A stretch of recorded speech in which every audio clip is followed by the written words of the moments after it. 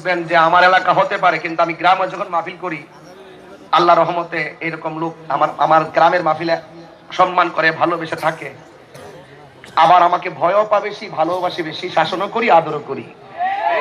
ওই ব্যক্তির শাসন মানায় যে সোহাগ করতে জানে, ঠিক কিনা বলে? এই যে আমি ভালোবেসেছি 14 বছর, শাসন করতেছি 3 বছর, বাকি জীবন এভাবে চলবে, চোখের ভাষায় মনের ভাষায় শাসন হবে। তবে এই শাসন আমি নিজের ব্যক্তিত্বকে হাসিল করার জন্য নয়, এটা আল্লাহ রাসূলকে পাওয়ার জন্য, ঠিক কিনা বলেন? একটা আজান দিচ্ছি, তবে নামাজ 5 ওয়াক্ত পড়বেন, রাজি না সবাই? আচ্ছা, আরেকটি কথা বলি, আগামী 14 তারিখ আমাদের দেশে একটা দিবস নামে একটা দিবস, ভালোবাসা দিবস। ওই দিন কোচিং প্রাইভেট বন্ধ, 14ই ফেব্রুয়ারি কোচিং প্রাইভেট বন্ধ, ফুলের দোকান বন্ধ, প্রশাসনিক নজরদারি চাঙ্গা হতে হবে। ওই দিন আমরা ভালোবাসা দিবস পালন করব কোরআন তেলাওয়াতের মাধ্যমে।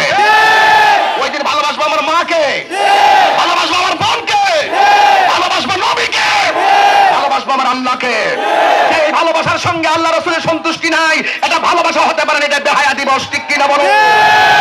এটাই হলো আমার লাস্টের মেসেজ। যুবক, তোমাকে বলছি, তোমার চরিত্র সুন্দর, তোমার ঘর সুন্দর, তোমার চরিত্র সুন্দর, তোমার সমাজ সুন্দর। মাদক, ইয়াবা, ডেন্ডি, ফেন্সি, গাঞ্জা ইত্যাদি নেশা থেকে তোমাকে দূরে থাকতে হবে, তবে এই সমাজ স্বাধীন সোনার বাংলার সুন্দর সমাজে পরিণত হবে, ঠিক কিনা বলো? রাজি আছো সবাই?